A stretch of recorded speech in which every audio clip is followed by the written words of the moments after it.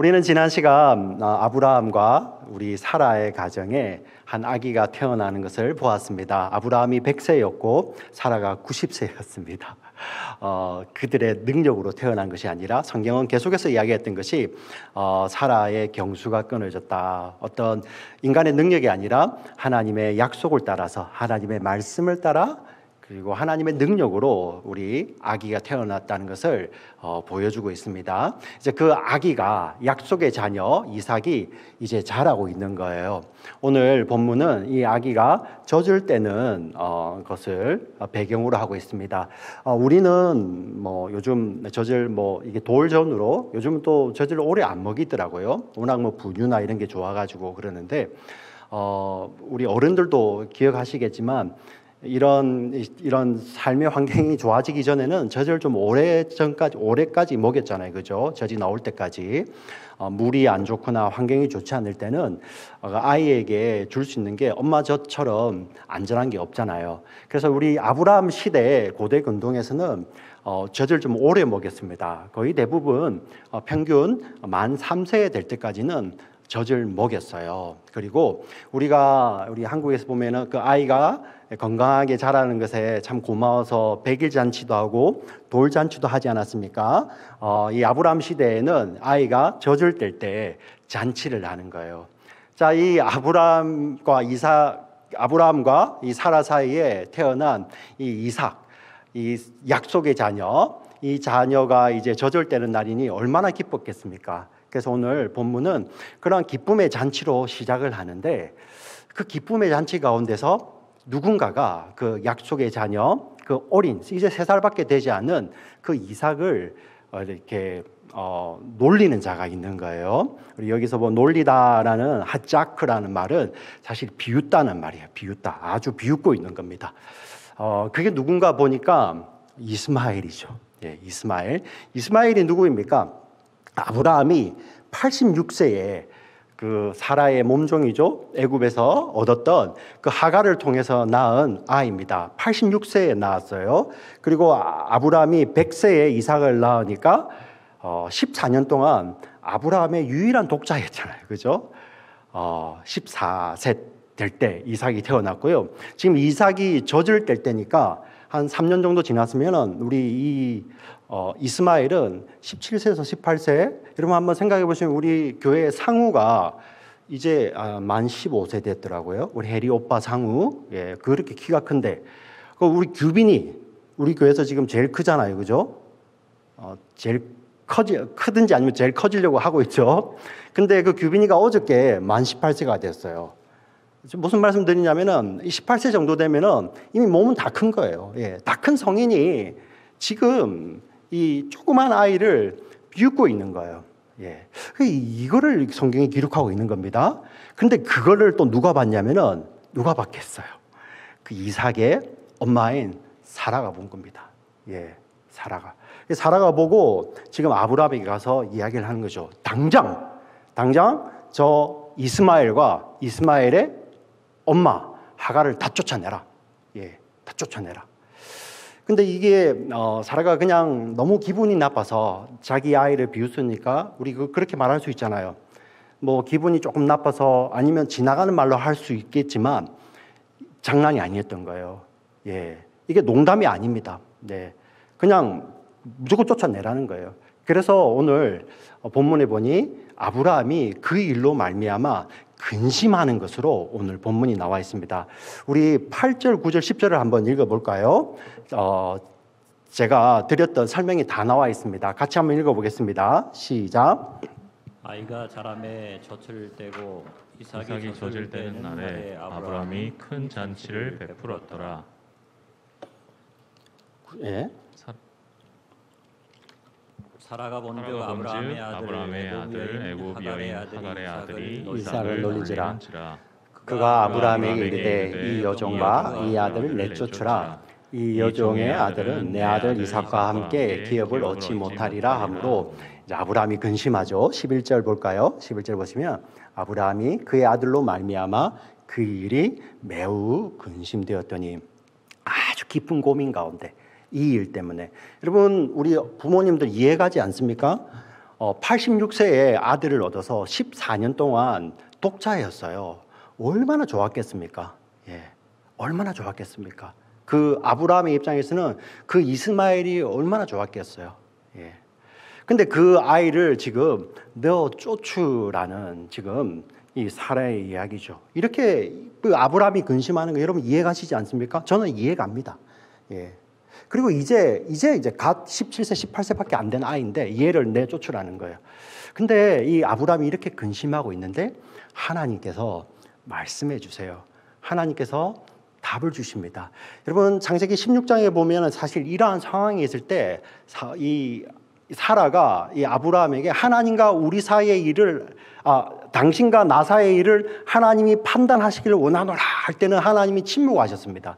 근데 오늘 이 본문에서는 바로 하나님이 답을 주시는 거예요. 그 답이 바로 12절입니다. 같이 읽어보겠습니다. 같이 읽겠습니다. 시작. 하나님이 아브라함에게 이르시되 네 아이나 네 여종으로 말미암아 근심하지 말고 사라가 네게 이른 말을 다 들으라. 이삭에게서 나는 자라야 내 씨라 부를 것임이니라. 아멘. 여러분 이게 웬일입니까? 자, 우리가 알고 있는 상식 가운데 그 사랑의 하나님은 사실 이래야 되지 않습니까? 아브라함이 이 사라의 등살을 못 이겨서 쫓아내는데 그때 하나님께서 개입해 오셔가지고 아브라함아 그러지 마라. 쫓아낸 아이를 다시 데리고 오라. 내가 돌보겠다. 이렇게 말씀해 주셔야 되는 게 우리가 알고 있는 사랑의 하나님인데 웬일입니까? 이 본문에서는 하나님께서 이 여종에게서 난 이스마엘과 이 여종을 쫓아내라고 지금 이야기를 하고 있습니다. 네, 왜 이러실까요? 여러분 저는 이 말씀을 읽으면서 아마 저처럼 이 말씀을 가지고 이러한 장면이 떠오르는 분들이 계실 거예요. 여러분 사극 좋아하십니까? 예, 사극. 요즘은 사극도 현대물로 많이 이제 개편해가지고 아주 재밌게 사극을 만드는데 여러분 사극 가운데 이러한 내용들이 참 많이 등장을 하죠. 왕과 왕비, 우리 조선 왕조 우리 사극으로 이야기하면 임금과 중전마마 사이에 아들이 없는 거예요. 예, 자녀가 없어요. 그래서 우리 임금이 이제 후궁을 취하기도 하고 임금들은 그 궁 안에 있는 모든 여자들을 다 취할 수 있잖아요, 그죠? 때로는 관노도 취하고. 예, 그래서 우리 조선 왕조 왕 가운데 우리 영조 같은 사람들은 어머니가 노비 출신이잖아요. 네. 자, 이 임금이 이렇게 취해서 그 노비를 통하여서 아들을 놓은 거예요. 자, 그리고 임금에게는 다른 아들이 없습니다. 그래서 이 노비 출신의 아들이 어느 날, 자, 임금이 이를 세자로 책봉을 합니다. 예, 세자를 책봉을 해서 그 세자가 한 15세 이상 이렇게 쭉 자랐어요. 임금은 이제 나이가 들어서 이제 더 늙어가고 있는데, 웬일입니까? 어느 날 갑자기 중전이 임신을 하고요. 중전이 아이를 낳았어요. 근데 그 아이가 아들인 거예요, 아들. 왕자가 태어난 거죠. 그 사극은 여기서 끝나는 것이 아니라 이제부터 시작이에요. 그 세자를 지금 이제 다음 왕으로 삼기 위해서 그 세자 뒤에 섰던 사람들, 주류겠죠, 그죠? 자, 그런데 이제 중전에게서 아기가 태어나니까 이 아기를 통하여서 자기들이 주류로 올려서려고 하는 또 다른 반대편이 있잖아요, 그죠? 그들 가운데 이렇게 막 이제 암투가 일어나는 겁니다. 그래서 이제 우리 중전을 통해서 놓은 새로운 아기 왕자를 세자로 책봉할 자들은 이렇게 이야기하잖아요, 그죠? 왕실에 법도가 있습니다. 예, 중전 마마가 놓은 아이를 세자로 삼아야 됩니다. 예, 막 이렇게 이야기하고 반대편은 뭐라고 합니까? 아직 어립니다. 그리고 왕께서는 이제 나이가 많으시므로 승하하실 날이 곧 얼마 남지 않았으니 이 세자를 통하여서 우리 종묘 사직을 이렇게 든든히 해야 됩니다. 여러분 이런 이야기 많이 들어보셨죠? 네. 저도 많이 봤어요.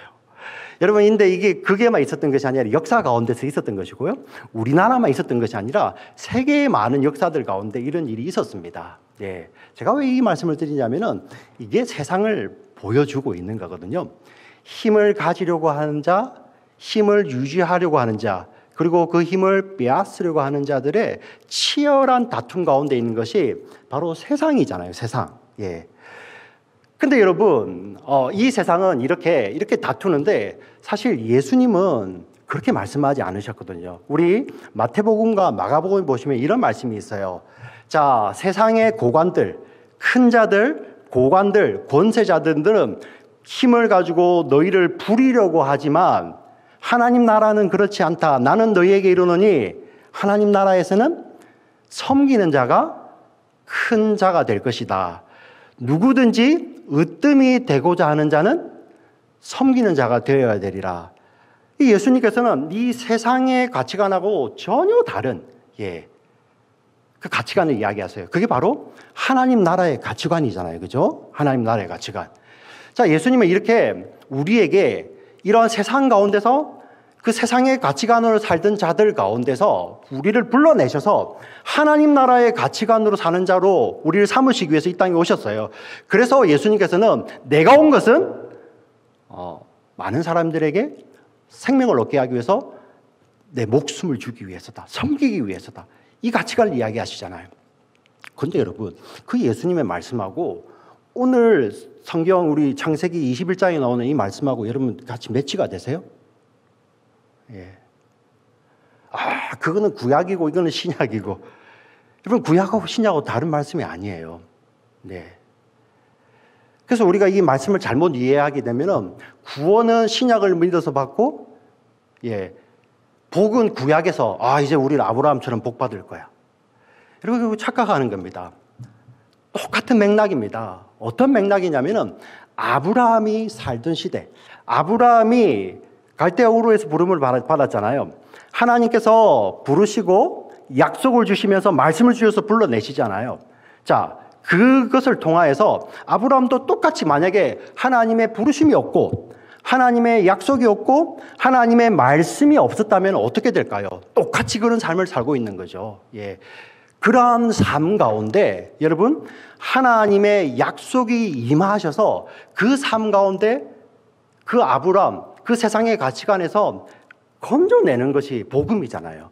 그래서 여러분, 창세기도 우리 예수님께서 이 땅에 오셔서 나는 이 땅에 오신 이유는 이 땅의 세상의 가치관으로 살던 너희들을 내가 건져내어 내가 나의 생명을 줌으로 말미암아 너희를 하나님 나라의 가치관으로 하나님 나라로 옮겨 놓을 거야. 그게 바로 복음이잖아요.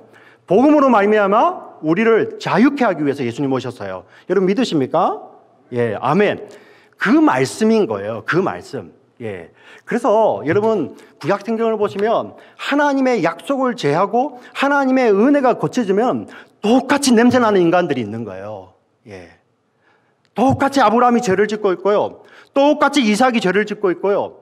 똑같이 야곱이 죄를 짓고 있고요. 똑같이 다윗이 죄를 짓고 있어요. 하나님의 은혜가 아니고 하나님의 약속이 아니고 복음이 아니면 그들은 똑같은 죄인이라는 거예요. 제가 왜 이 말씀을 드립니까? 별 인간이 없다는 거예요. 별 인간이. 복음이 무엇입니까? 우리가 거인이 되는 것이 아니고요. 우리가 하나님의 은혜 아니면 하나님의 약속 아니면 하나님의 말씀 아니면 아무것도 아닙니다. 그게 고백되는 겁니다. 오늘 본문에서도 우리는 그 복음을 보는 거예요. 조선왕조 500년 그 실록 같이 이 성경을 해석하게 되면 여러분 성경이 해석이 안 되는 거예요. 그렇게 해석을 하게 되면 지금도 이스라엘 국기를 흔들어야 되는 거예요. 성경은 그런 말씀이 아닙니다. 여러분 제가 말씀을 드려볼까요? 사라가 이삭을 낳았기 때문에 구원받는 게 아니에요. 사라가 이삭을 낳는 거하고 구원받는 거 아무 상관이 없어요. 왜 사라가 구원받는지 아십니까? 하나님께서 이삭을 주시겠다는 그 약속을 믿었기 때문에 사라가 구원받는 거예요. 유대인들이 왜 구원받습니까? 그들의 혈통 때문에 구원받는 것이 아니라 그들이 하나님의 약속을 믿기 때문이에요.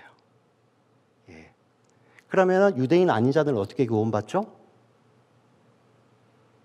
그들도 하나님의 약속을 믿기 때문이죠. 제가 이 내용은 다음 시간에 설명을 드리도록 하겠습니다. 여러분 이 내용을요 우리 신약 성경에서는 어떻게 보는지 한번 볼까요? 우리 갈라디아서 4장 22절부터 23절 말씀을 여러분들이 크게 한번 읽어보시겠습니까? 한번 크게 읽어보시겠습니까? 시작. 기록된 바 아브라함에게 두 아들이 있으니 하나는 여종에게서 하나는 자유 있는 여자에게서 낳았다 하였으며 여종에게서는 육체를 따라 낳고 자유 있는 여자에게서는 약속으로 말미암았느니라. 예, 지금 우리가 보는 본문을 신약 성경에서는 이걸 이렇게 설명하고 있는데 우리가 아는 자는 바로 이스마엘과 이삭이잖아요. 근데 신약 성경은 이들을 한 사람, 먼저 난 자, 우리 여종에게 난 이스마엘을 육체를 따라 낳고, 그리고 사라 자유 있는 여자에게서 낳은 자 이삭은 약속으로 말미암았다. 이게 도대체 무슨 말씀일까요? 여러분, 이러한 내용입니다. 아브라함이 이삭이 태어나기 전에는 그가 이 하갈에게서 얻었던 이 이스마엘이 자기의 생명이에요. 예. 그런데 여러분, 이스마엘은 자기의 노력으로 태어난 자잖아요.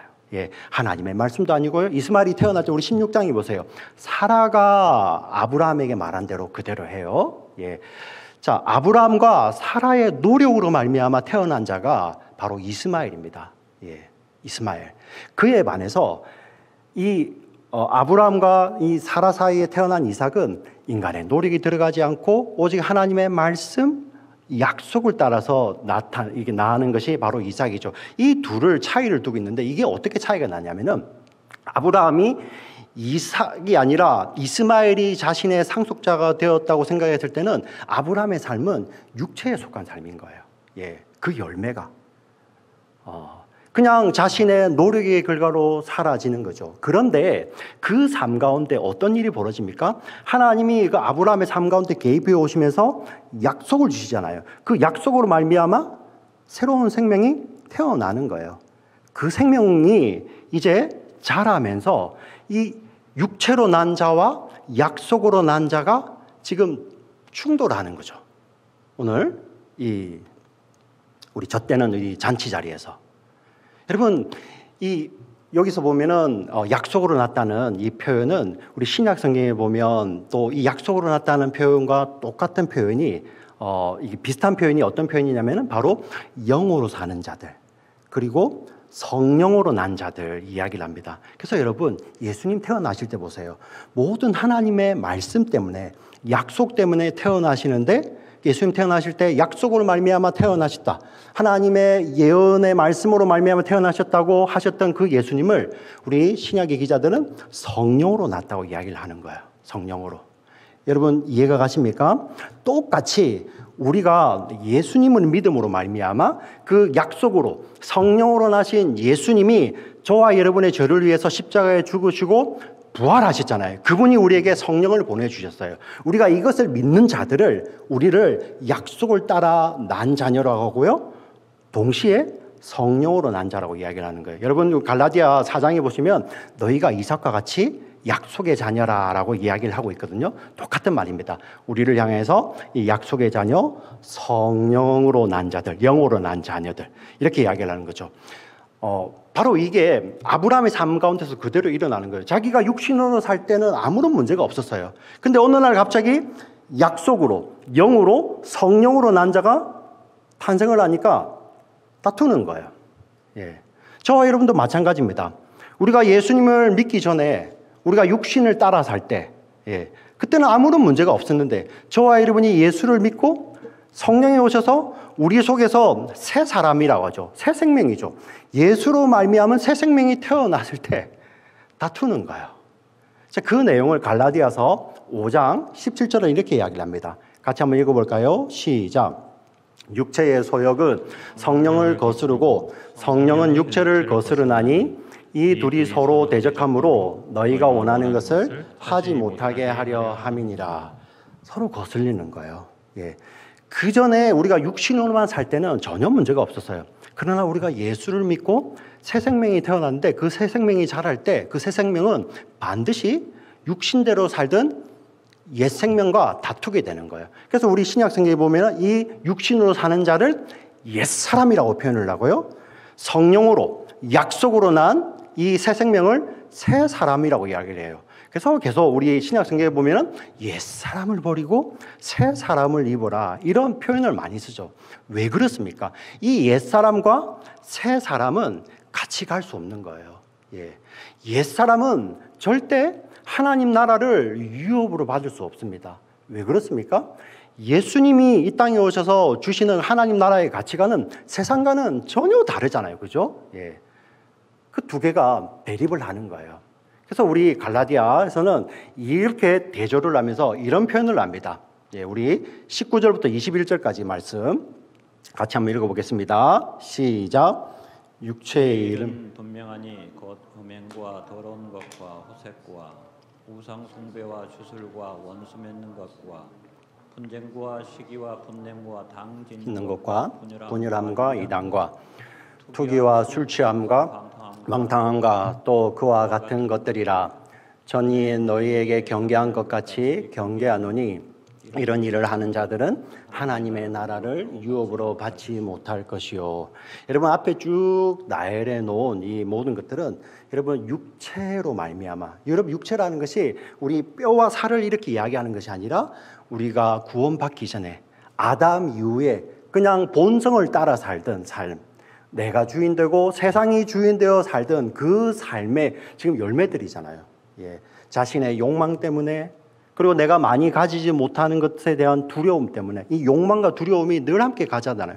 이 세상에서 여러분들 우리가 왜 두려워합니까? 세상이 굉장히 유한하거든요. 예. 나의 능력도 유한하거든요.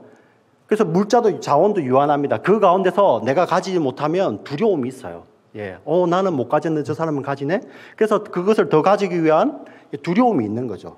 예. 근데 이 두려움이 욕망과 함께 가요. 두려움이 욕망을 자극하고요. 욕망이 두려움을 자극하죠. 그래서 이 둘이 합쳐졌을 때 여러분 우리가 상상도 할 수 없는 그런 괴물이 나오는 거예요. 여러분 이 육체의 일들이라는 것이 다 유한한 세상 가운데서 내가 주인되고 내가 하나님 노릇을 하려는 그런 욕망이 결합해서 나오는 모든 것들이잖아요. 이게 바로 육체로 말미암은 자입니다. 이것은 하나님 나라를 유업으로 받지 못한다고 이야기를 하고 있죠. 여러분 이 내용이 오늘 창세기 21장 10절에서 사라가 아브라함이 했던 이야기하고 똑같잖아요. 우리 21장 10절을 제가 읽어드릴게요. 창세기 21장 10절. 그가 아브라함에게 이르되 이 여종과 그 아들을 내쫓으라. 이 종의 아들은 내 아들 이삭과 함께 기업을 얻지 못하리라 하므로. 내 아들 이삭과 함께 기업을 얻지 못한다. 육신의 아들을 내쫓으라. 성령의 아들과 함께 하나님 나라를 유업으로 받지 못한다. 여러분 이 말씀을 지금 갈라디아에서 성경 저자가 그대로 이야기하고 있는 것입니다. 지금 여러분 이 말씀을 통해서 우리는 무엇을 봐야 되겠습니까? 우리는 이삭이구나. 나는 이스마엘이 아니라서 다행이다. 하나님께서 우리는 축복해 주겠지. 그런 말씀이 아니라니까요. 이 말씀을 통해서 내 속에 나는 옛사람 육체의 소욕을 따라 사는 자들이 있는데 성령의 오심으로 말미암아 예수를 믿음으로 말미암아 약속으로 말미암아 내 속에 새 사람이 태어나잖아요. 그 새 사람과 옛사람은 같이 갈 수 없구나. 성경이 무엇이라고 이야기를 합니까? 하나님 나라를 그 옛사람은 유업으로 받을 수 없기 때문에 그것을 내쫓으라 이야기하지 않습니까? 그 명령이 우리들에게 그대로 들리는 거예요. 네. 근데 여러분, 한번 질문해 보고 싶습니다. 여기에 우리 장로님들, 우리 권사님들, 우리 안수 집사님들, 이분들만 계시고, 우리 방송반, 우리 예배부장님, 정말 우리 이 말씀 안에서 이렇게 말씀대로 살기를 이렇게 애쓰는 자들이잖아요. 이게 잘 됩니까? 네. 옛 사람을 죽이라. 육체의 소욕, 육의 사람을 내쫓으라. 그는 하나님 나라를 유업으로 받지 못한다. 여러분 이게 어떤 멀리 있는 것이 아니라 우리 속에 욕망 있죠? 여러분 우리 속에 두려움으로 말미암아 나타나는 그 모든 것들, 여러분 작은 부분들까지도 우리 이야기할 수 있잖아요. 우리 어떤 분들은 다른 건 다 괜찮은데 자기의 자존심이 조금 건드려지면 못 견디는 자들이 있잖아요. 그것도 옛사람이거든요. 예. 또 어떤 분들은 다 좋은데 나의 상처가 건드려지면, 나의 상처가 건드려지면 못 견뎌요. 심지어 예수님께서 십자가에 죽으셨는데 그 십자가에 예수님의 죽으심보다 내가 어린 시절에 받았던 상처가 더 큰 거예요. 그래서 예수님이 이거는 못 만지는 거예요. 여러분, 우리 가운데 이 욕망과 이 두려움 때문에 나타나는 육체의 소욕의 일들이 얼마나 많이 있습니까? 근데 그럼 여러분, 그게 성경은 이렇게 명령합니다. 이것을 내쫓으라. 그럼 우리는 어떻게 해야 될까요? 하나님 앞에 내쫓고 가야죠. 근데 그게 안 되더라는 거예요. 그게. 저만의 이야기가 아닙니다. 사도 바울이 어떻게 이야기를 합니까? 우리 로마서 8장이 들어오기 전 7장 마지막에 내 마음에 두 법이 있는데 육체의 법과 생명의 법. 하나님의 법을 지키라는 마음과 육체를 따라가려는 마음, 이 마음이 싸우는데 내가 맨날 지는 거예요. 그래서 7장 24절에 오라 나는 곤고한 사람이라 이 사망의 몸에서 이 육체 가운데서 누가 나를 건져내랴 이렇게 울부짖잖아요. 근데 뭐라고 이야기합니까? 생명의 성령의 법이 죄와 사망의 몸에서 사망의 법에서 해방하였느니라. 여러분, 바로 이겁니다. 하나님께서 이걸 쫓아내라. 하나님이 지금 말씀하시는 거예요. 사라를 통해서 말씀하시는 거예요. 그래서 내가 다 쫓아내고 하나님 이제 왔어요가 아니라 우리의 삶 가운데 하나님 내가 쫓아내려고 노력하는데 안 돼요. 흉내는 낼 수 있는데요. 본질적으로 안 돼요. 내가 근원 안에서 안 돼요. 하나님 저는 안 돼요. 이렇게 고백하는 거예요. 여러분, 창세기를 읽어보세요. 아브라함이 고인이 된 게 아니잖아요. 이삭이 고인이 된 게 아니잖아요. 나는 하나님 약속 없으면 못 살아요. 이런 고백하는 자로 갔잖아요. 여러분, 제가 주중에 가까이 지내는 우리 교제하는 목사님, 저랑 동갑인 목사님이 있습니다. 그분하고 교제를 하는데 그 교회의 한 성도님 이야기를 하시는 거예요. 이제 50대입니다. 은행에서 일하시고 너무나도 건강하신 분이래요. 하도 운동을 많이 하시고 건강하셔서 저분은 뭐 감기 한 번 하지 않구나 그랬대요. 근데 이번에 계속 설사를 하시는 겁니다. 설사를. 그래서 어떻게 생각했냐면 코로나가 걸렸구나. 코로나 바이러스가. 그래서 우리 그 부부가 코로나 바이러스를 그 검사 맡으러 병원을 갔다는 거예요. 코로나 바이러스를. 근데 아니에요. 근데 검사를 해보니까 이 췌장인가요? 장에 있는 그 암이 사기래요. 근데 온몸이 다 퍼졌대요. 근데 여러분, 사진을 보고, 뭐 제가 이제 의료진은 아니지만, 보면 암이 보이잖아요. 근데 그걸 왜 못 뜯어내죠? 왜 그렇습니까? 그게 엉켜 있는 거예요. 우리 현대 기술로도 그걸 못 뜯어내는 겁니다. 다른 중요한 장기들을 손상시키지 않고, 간에 암이 4기 이상 퍼지면, 뇌에 4기 이상 퍼지면 필요한 것을 건드리지 않고 암만 못 뜯어내는 거예요. 여러분, 암도 그렇습니다. 눈에 보이는 암도. 근데 우리 눈에 보이지 않는 하나님만이 보실 수 있는 그 옛사람, 육신을 우리가 뜯어낸다고요? 우리가 다 우리 힘으로 다 흘려보내고 하나님 앞에 간다고요? 그럴 수 없다는 겁니다. 오호라 나는 곤고한 사람이라 누가 나를 이 사망의 몸에서 건져내라. 근데 이 약속을 주신 내가 반드시 너를 육의 사람이 아닌 약속을 따라 사는 믿음의 사람으로 만들겠다고 선포하시고 약속하신 그 하나님을 믿는 믿음으로 말미암는 거예요. 성령의 사람이죠. 성령께서 수술하시는 것입니다.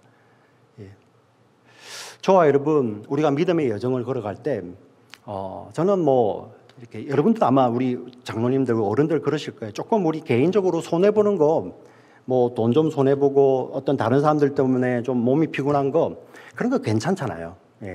근데 제일 견디기 힘들 때가 언제입니까? 내가 이러다고도 예수 믿는 사람이 맞나? 여전히 혈기 부리고 여전히 분내고 여전히 뒷담화하고 있고 안 해야지 하면서도 어느 순간에 그 자리에 있어요. 여전히 내 상처가 예수의 그 십자가보다 크고 그런 모습 볼 때 여러분 좌절하지 않습니까?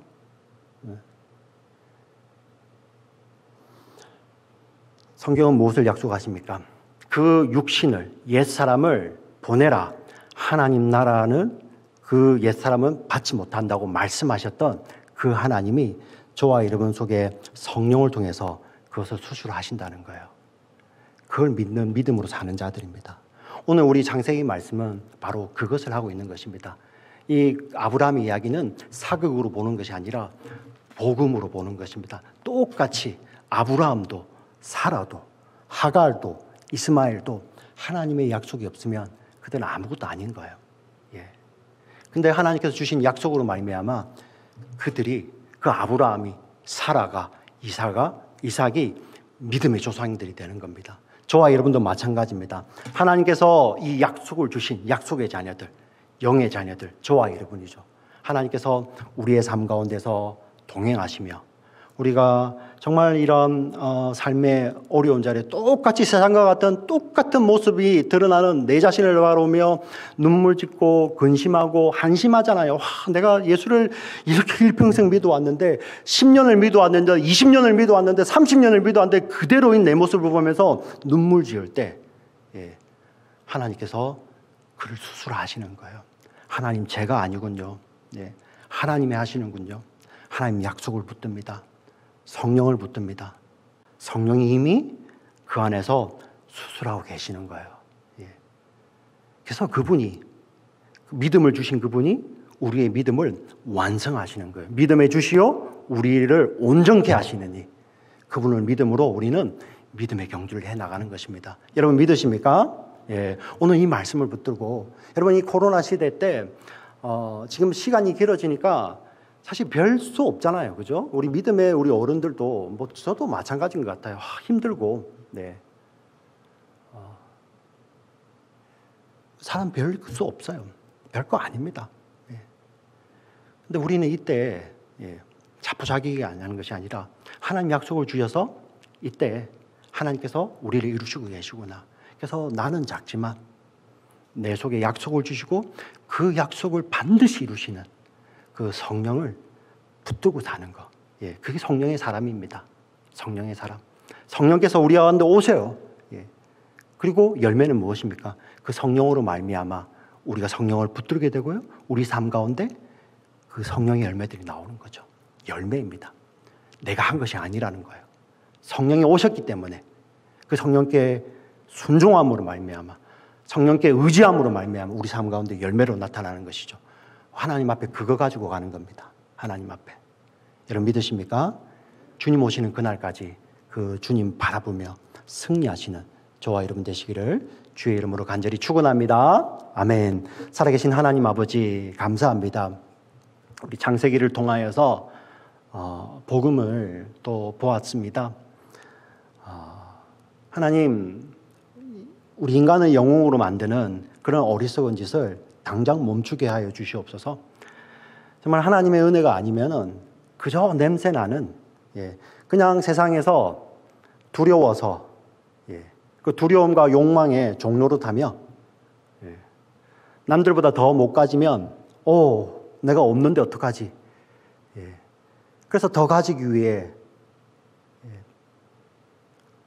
그 두려움을 면하기 위해 더 가지려고 하고 그 두려움이 우리의 욕망을 자극하고 그 욕망은 또 없는 두려움, 없기 때문에 생기는 두려움을 자극하고 그런 악순환 가운데 빠져서 허덕이다가 죽을 수밖에 없는 아니 죽었던 죄인들인데 하나님이 그저 찾아오셔서 말씀하여 주시고 약속을 주심으로 말미암아 우리가 살아났습니다.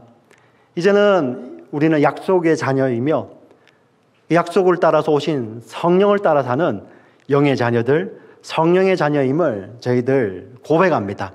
우리의 삶 가운데서도 이렇게 은혜로 오신 이 성령을 날마다 의지하며 성령님께 우리의 모든 것을 맡겨드리며 그 은혜를 고백하는 저희들 되게 하여 주시옵소서. 우리가 노래로만 은혜 아니면 서지 못한 애가 아니라 정말 우리의 삶의 작은 부분에서도 삶의 현장의 작은 자리에서도 하나님 그렇습니다. 은혜 아니면 나는 서지 못하고 성령 아니면 저는 아무것도 아닙니다. 내가 지금 믿음을 지키고 있는 것도 나의 믿음의 구력이 아니라 나의 열심이 아니라 내 속에 오신 성령이 나를 지금까지 붙들어 주셨기 때문이고 내 속에 오신 성령이 나를 지금도 열심으로 이끄셨기 때문이라는 그 다음 믿음의 고백을 하나님 앞에 드릴 수 있는 저희 모두들 되게 하여 주시옵소서. 주님 사랑합니다. 예수님 이름으로 기도합니다. 아멘. 아멘.